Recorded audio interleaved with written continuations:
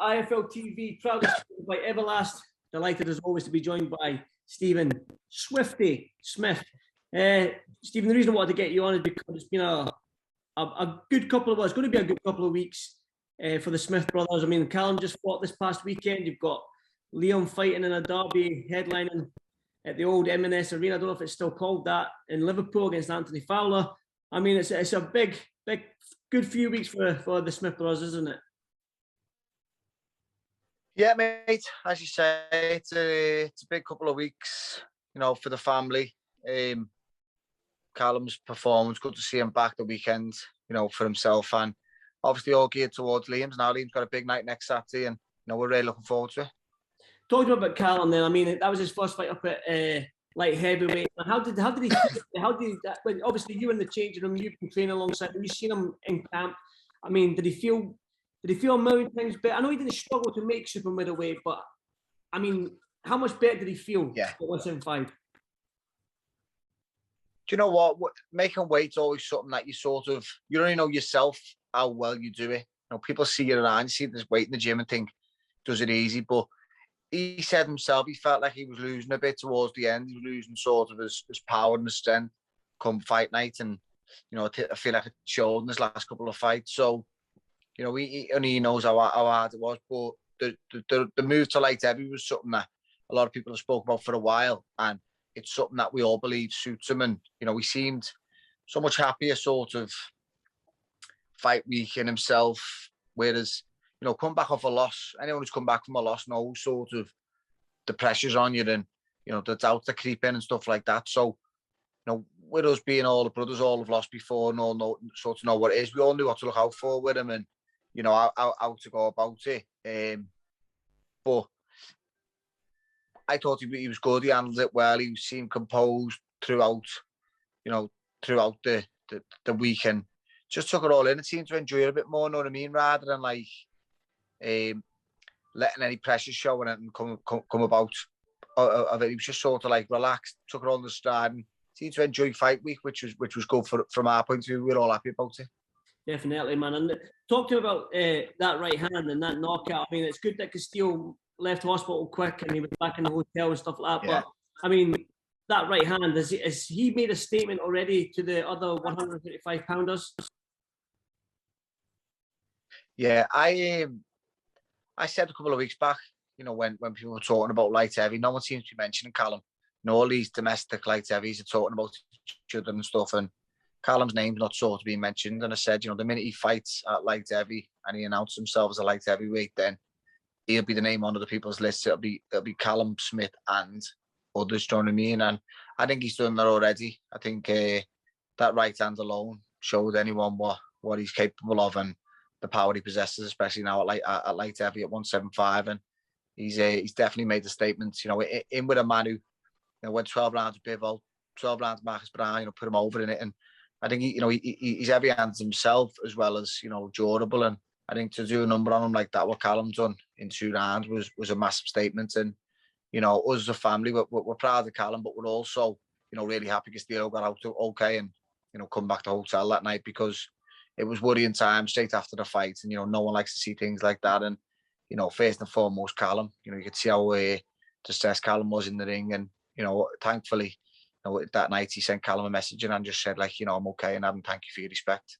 Yeah, that's what we like to hear, man. That's definitely what we like to hear. But I'm glad Castillo he did go to that fighter's hotel quite sharp after the hospital visit, which was good to hear.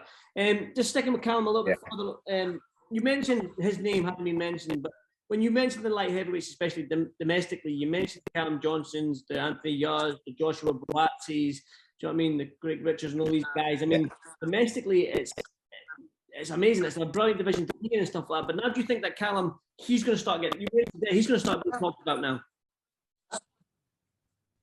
Yeah, definitely. I think, look, Callum's in the division now to be a world champion again. He wants to be a 2-weight world champion. So, you know, the names on his lips at the minute are the title holders. And listen, if a Brit can get a belt, you know, before Callum, or if Callum goes and gets a belt and can defend against the Brit, then it's always good to have sort of that, you know, the domestic rivalry. So, you know, the Brits, they love an all British, you know, world title fight. It's a big thing in the country. So, yeah, if there's something like that can build for Callum, then definitely so. But I just think at the minute, Callum's aims and Callum's sights are solely on them belts, and you know, he's not the type of person to have any sort of, you know, bad blood with anyone. He's not that type of kid. So I think it's just sole focus, become world champion again, and then, you know, see what happens from there.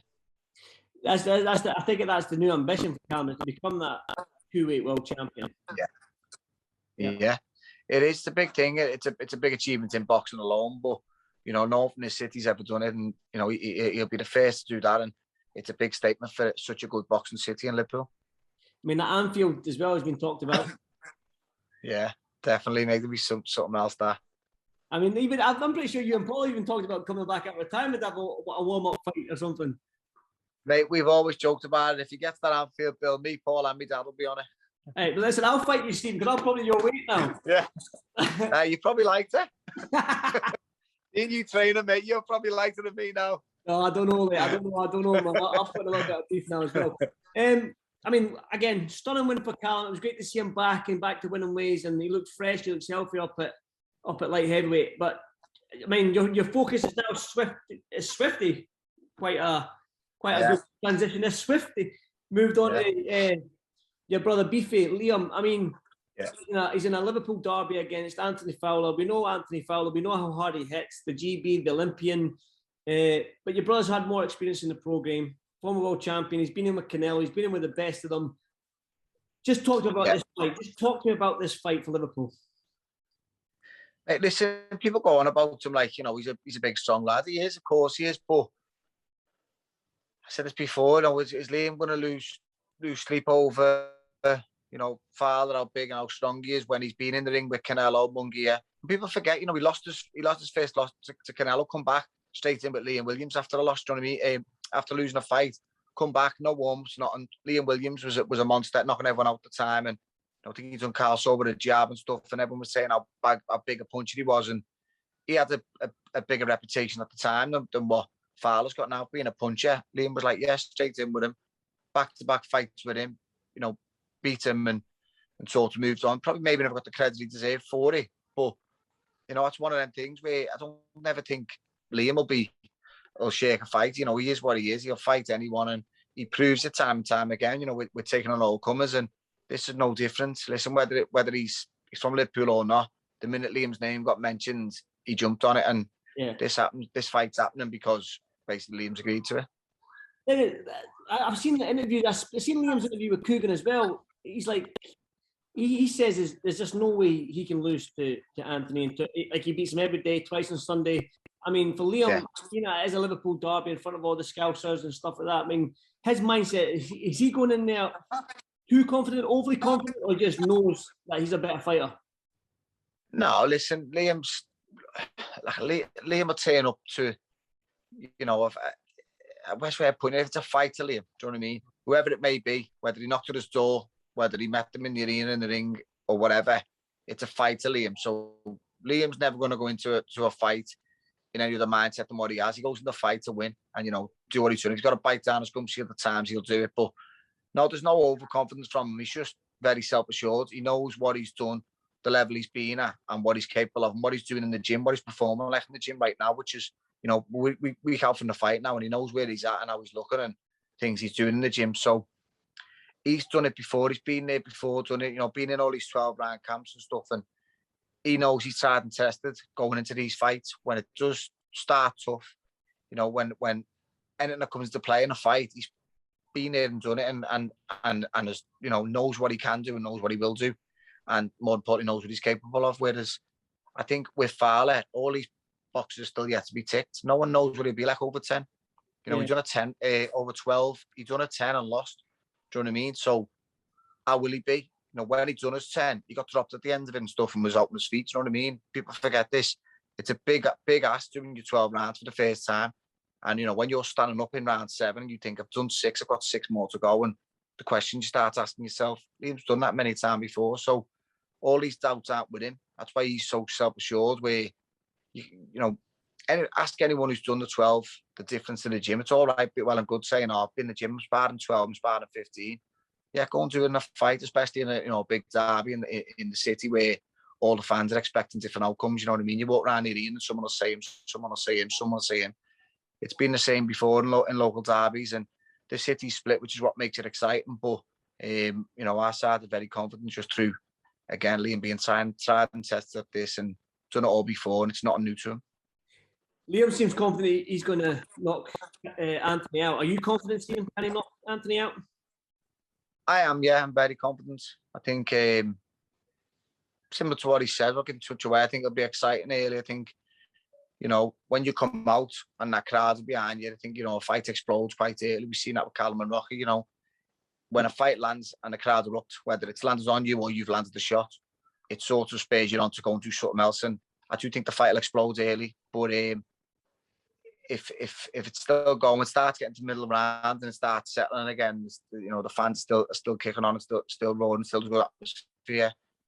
I think it's sort of the, you know, then when Liam starts settling and start landing all the shots, you know, what he's working on. And I just think as the fight goes, the fight matures and just keeps moving forward. I think the season pro in Liam will come through, and I think he'll get to him before the second half of the fight's out. Yeah, I think he'll stop Fowler. It's a bold prediction. I mean, for Liam, he obviously had that outing in Russia where a lot of people thought that he won the fight. Well, if Liam gets through this fight, I mean, it's always good having a derby match, but Liam, he's never missed his words, and he's always had that ambition to be a world champion again. He wants to become a world champion. Yeah. So will you chase that Korbanov fight again, the rematch, or will he go against one of the champions? What is next for Liam, do you believe? Obviously, listen, he wants to be world champion, but at the minute, it's one of them tricky weight divisions where, you know, the belts side up a bit, you know what I mean, with Charlo, and you know what happens in the fight. You know, they fought four belts in Castano, and you know, the decision was a bit of a controversial thing and stuff, and you know, it's up in the air now what's happening with them, and you know, I don't know whether the sort of rematch or what. I'm not even sure what's happening with it, but at the minute, sort of does tie the belts up. If one of them won all four and then sort of vacates and whatever, it's open the division right up, but it's not at the minute, they're all tied up. So whether he, you know, comes through this, wins this fight, and then decides to sort of sit and wait, try and get an opportunity, or if the Korbanov fight comes about, I'm sure he'd jump at that as well. But I don't know. I just think getting back, winning this fight with, you know, with a lot of publicity involved, I think it puts him back in a good place, and then he can see what's on the table and see what's next. But obviously, again, his ambition to be world champion again, and I think until that comes about, he'll take on all comers as normal. This is a 12-round fight. Is there a minor title on the line? Has Eddie put a title on the line? I think there is. Yeah, I think I don't know what, but I think they are fighting for some form of title. I think because it's definitely a 12. But for you, though, Stephen, I mean, everyone loves a Scouse derby or just any derby, a Glaswegian derby, yeah, derby, man, of course, yeah, whatever, man. How buzzing are you, man? I mean, I know you get nervous watching your brother's fights, man, but when you're watching your brother with a fellow Scouser, but an arena full of Scousers in Liverpool, yeah. I mean, how do you feel? How do you feel for next Saturday? How are you feeling right now? Right now, like I'm excited, honestly. Like I don't get any nerves before.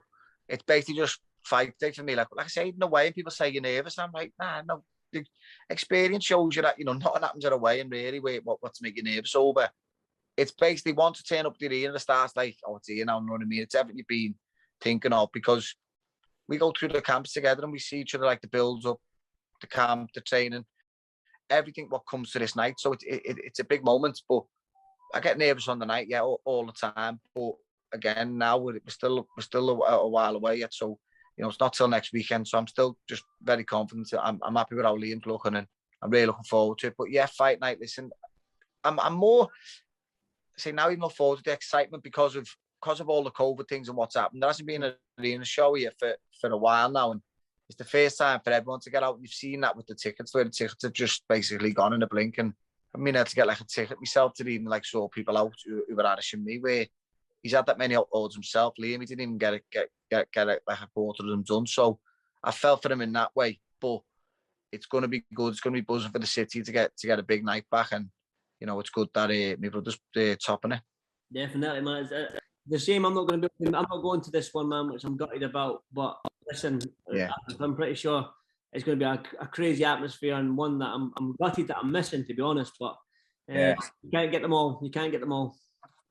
Nah, that's it, mate. You only do what you can do, can't you? You get about enough, don't you?